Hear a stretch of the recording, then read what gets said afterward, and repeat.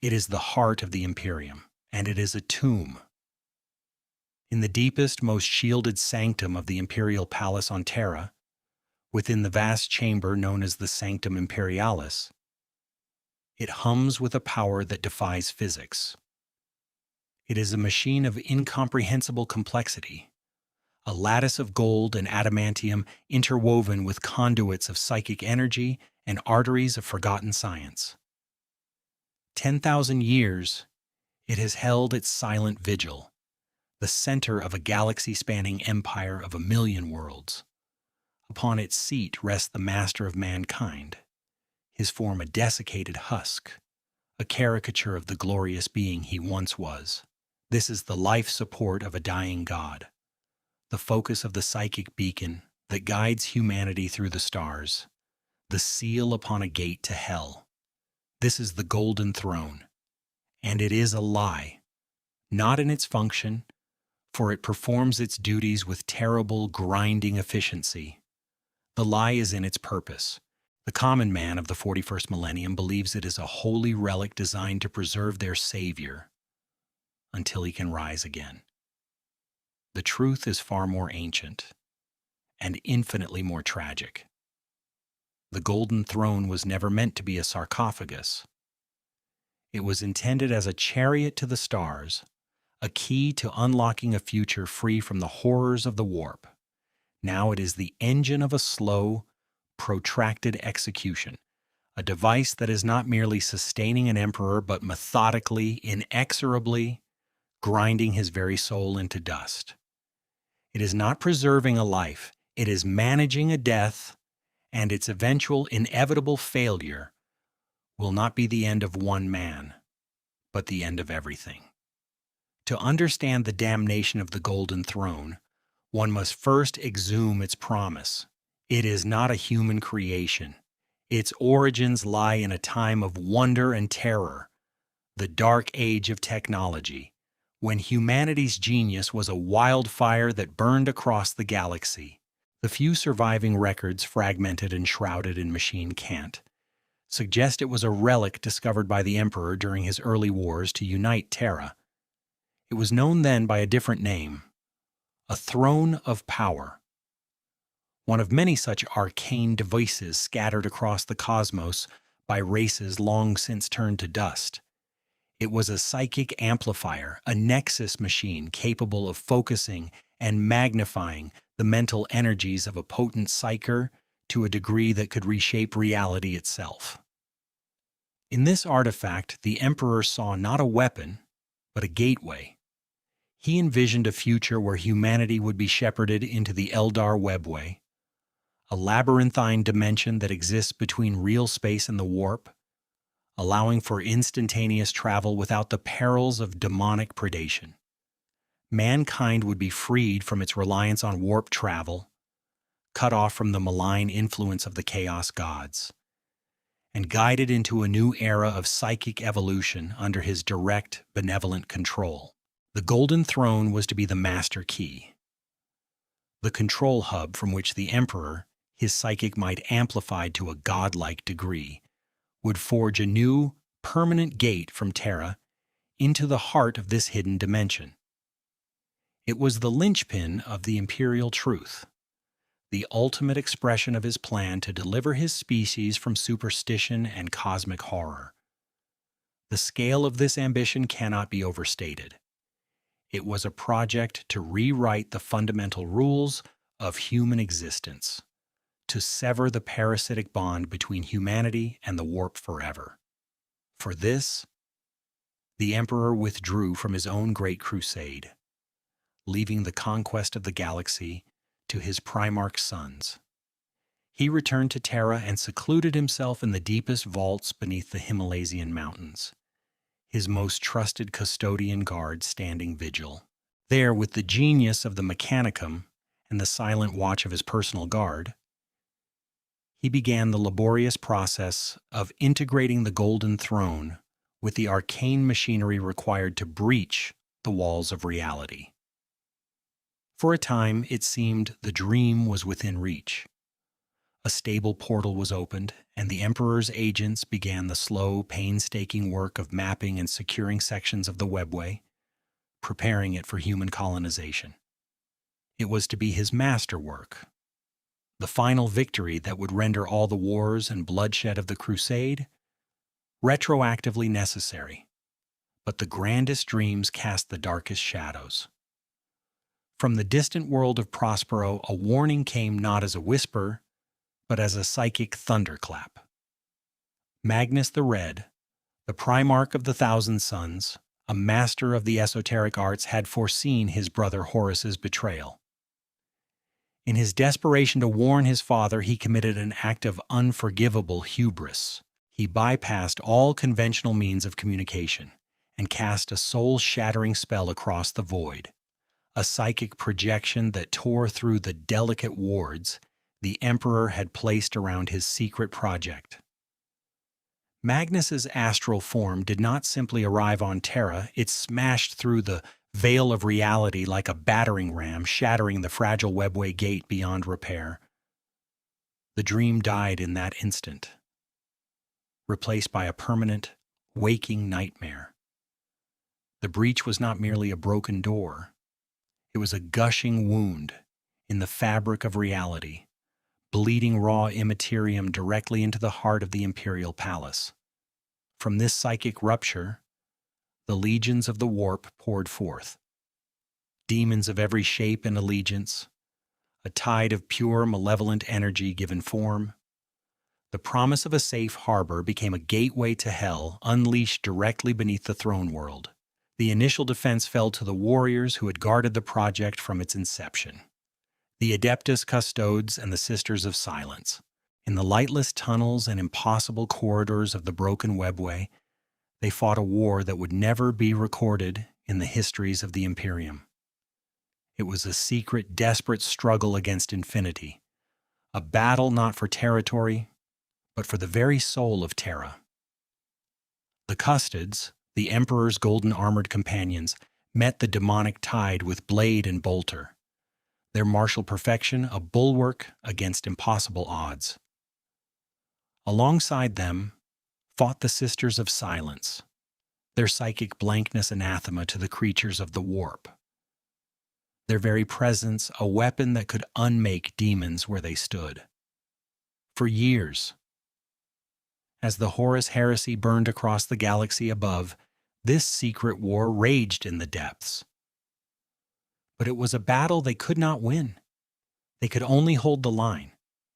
The psychic pressure from the breach was immense, a constant crushing force that threatened to overwhelm them. The only thing holding it in check, the only thing keeping the breach from swallowing Terra whole, was the Emperor himself. He ascended the Golden Throne not as an architect of the future, but as a warden of a damned prison. His psychic might no longer a tool of creation, but a desperate, straining seal.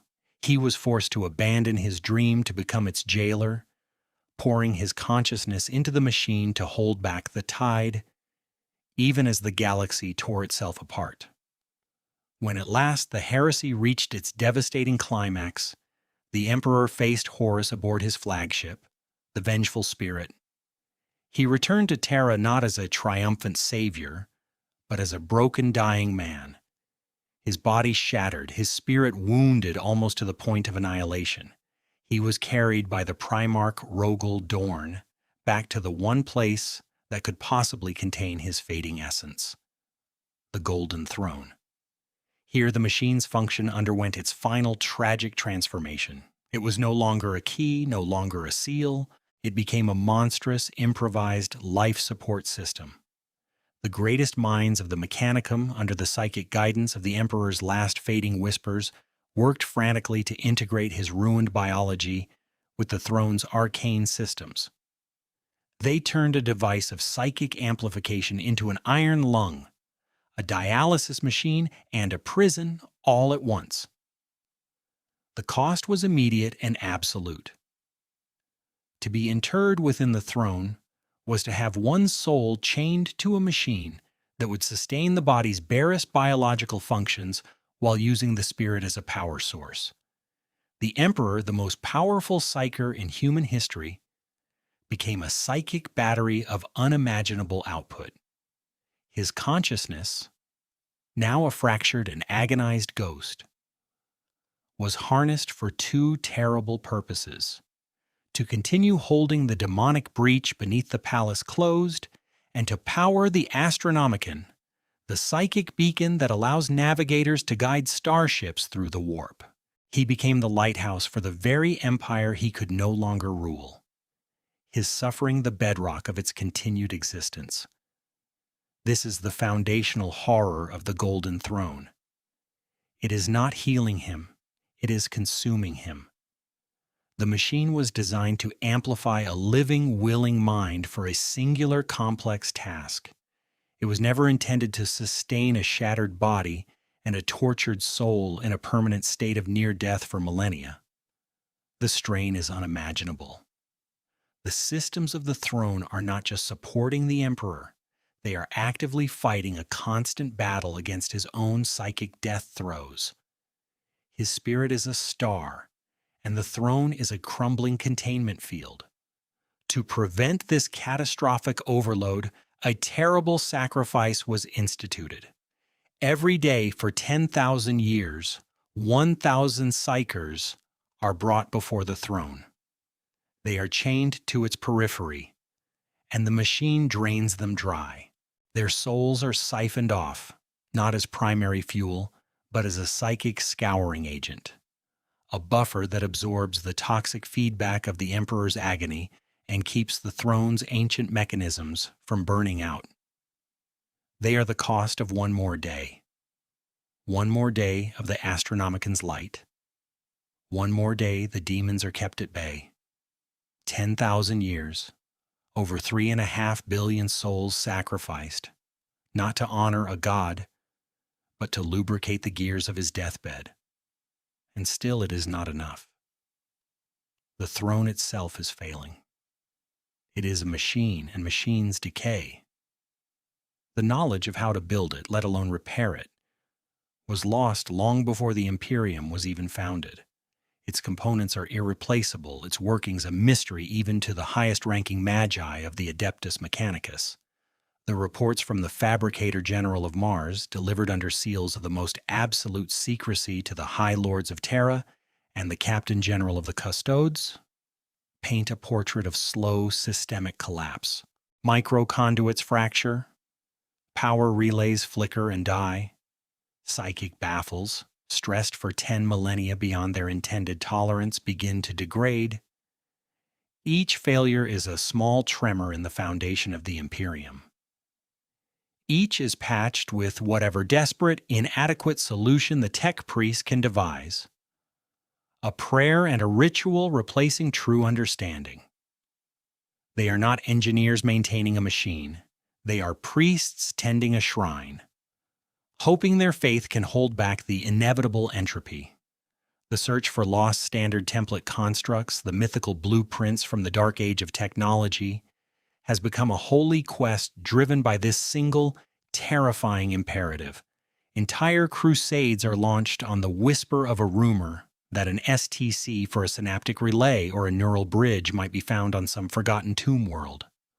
More often than not, they find only dust or horrors that are best left undisturbed. The decay of the machine is mirrored in the decay of its occupant.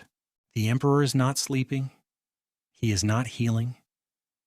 He is trapped in a state of perpetual agony, his consciousness fragmented into 1,000 warring shards. There are moments recorded by the psychic sensors of the throne of terrifying lucidity, moments when his will asserts itself with the force of a supernova, a psychic scream that echoes through the warp and causes the Astronomicon to flare with blinding intensity. In these moments, demons recoil in the immaterium, and sensitive psykers across the galaxy are driven to madness or awe. But these moments are fewer and further between. More common are the schisms, the failures of will, where his psychic output gutters like a dying flame, causing the Astronomicon to dim and flicker. In these terrifying intervals, thousands of ships are lost, plunging into the warp's unknowable depths as their navigators lose their guiding light. Each flicker is a mass grave. The Golden Throne, therefore, is a paradox. It is the single most vital artifact in the Imperium, the anchor of its stability. Yet it is also a slow-acting poison, a torture device that is methodically annihilating the very being it is supposed to preserve. It is a system in a state of carefully managed collapse. The question is no longer if it will fail, but when. And what happens on that day? What happens in the moment the last relay burns out, the last conduit fractures, the last prayer goes unanswered? The consequences are not theoretical. They are a sequence of inevitable cascading apocalypses. The first would be the silence. The light of the Astronomicon, the North Star for an entire species, would extinguish. In that instant, every ship in warp transit would be lost. The navigator houses whose third eye allows them to perceive its light would be struck blind, or worse, their minds incinerated by the sudden void where a star once shone. Trillions of souls, military and civilian, would vanish. The arteries of the Imperium, trade, communication, military reinforcement, would be severed. Every world, every sector, would be rendered an island cut off from the light of Terra, plunged into an isolation not seen since the Age of Strife. The Imperium of Man as a cohesive galactic entity would cease to exist in the time it takes for a final thought to fade. It would shatter into a million warring fiefdoms, each alone in the dark. The second apocalypse would be the fall of Terra itself. For 10 millennia, the Emperor's will has been the only thing holding the shattered Webway gate beneath the palace closed. With his consciousness finally extinguished by the throne's failure, that seal would break. It would not be a battle. It would be a geological event of psychic horror. The demonic legions trapped since the heresy, their hatred festering for 10,000 years, would erupt from the bowels of the planet. A new eye of terror, a second cicatrix maledictum, would tear open in the heart of the Sol system with Holy Terra as its epicenter. The throne world, the most heavily fortified planet in the history of mankind, would not be conquered. It would be unmade. The Adeptus Custodes, the greatest warriors ever created, would make their last stand not in a fortress, but in the mouth of hell itself. They would die to a man, their perfect skill and unbreakable will finally overwhelmed by a tide of impossibility. The Imperial Palace would become a landscape of nightmare, and Terra would become a new capital for the ruinous powers in real space, a permanent monument to their ultimate victory. The symbol of humanity's hope would become the symbol of its eternal damnation. The loss of the throne world would be more than a strategic defeat. It would be a spiritual one, a psychic shockwave of despair that would break the morale of every human left alive in the galaxy, proof that their God was dead and their faith was a lie. The final apocalypse concerns the Emperor's soul. What becomes of a being of such psychic magnitude when its anchor is finally destroyed? The seers and mystics of the Imperium offer two competing and equally terrifying visions. The first, and perhaps most likely, is that of catastrophic detonation. The Emperor's soul, a compressed universe of psychic energy, held in an agony-fueled stasis for 10 millennia, would be unleashed in a single uncontrolled blast. It would be a psychic nova, a wave of pure soul fire that would incinerate everything in the Sol system. Planets would be scoured to bedrock. The sun itself might be extinguished. But in this act of ultimate destruction, there is a sliver of desperate hope. Such a blast might be powerful enough to cauterize the newly formed warp rift, slamming the door shut on the demonic tide at the cost of humanity's cradle. It would be the Emperor's final unconscious act of sacrifice, destroying his own birthplace to prevent it from becoming the galaxy's tomb. His death would be the ultimate act of exterminatus, a final terrible cleansing.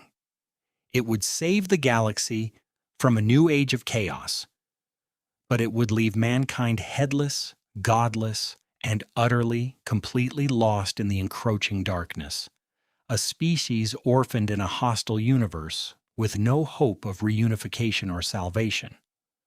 The long night would fall, this time forever. The second vision is more esoteric, a heresy whispered in the darkest corners of the Imperium. It is the prophecy of the Star Child. Some believe that the Emperor's consciousness is not a monolithic entity, but a composite of ancient, powerful souls, the shamans of humanity's dawn who sacrificed themselves to create a singular being to guide their race. This theory posits that the Golden Throne is not just consuming the Emperor, but preventing his natural cycle of reincarnation. Should the throne fail, his soul would not detonate but be released, free to be reborn in the body of a new psychic messiah, the titular Star Child. It is a vision of hope, of rebirth and a second chance. But it is a hope wrapped in a shroud of utter despair. For this child to be born, the Imperium must first die, the Astronomicon must go dark, Terra must fall, the galaxy must be plunged into an age of unparalleled horror and bloodshed. This new emperor would be born into a shattered galaxy, a universe where the forces of chaos rule triumphant and the remnants of humanity are a scattered, hunted prey. He would be a single point of light in an infinite, suffocating darkness with no guarantee of success. It is the ultimate gamble, the complete and total destruction of the present on the slimmest hope of a future. It is a choice so terrible that few dare to even contemplate it, for it asks a single, impossible question. Is the slow, grinding death of the Imperium preferable to the violent, uncertain hope of its rebirth? And so, the vigil continues. The Golden Throne hums its funeral dirge. The priests chant their litanies to a machine they do not understand, for a master who cannot hear them. The 1,000 souls are rendered unto it each day. Their psychic death screams a lubricant for the gears of empire. The custodians stand their silent watch, their grief and their duty undiminished by 10,000 years of failure. They guard not a living God, but a dying man and a failing machine, knowing that the fall of one means the fall of the other, and that both together mean the end of all things.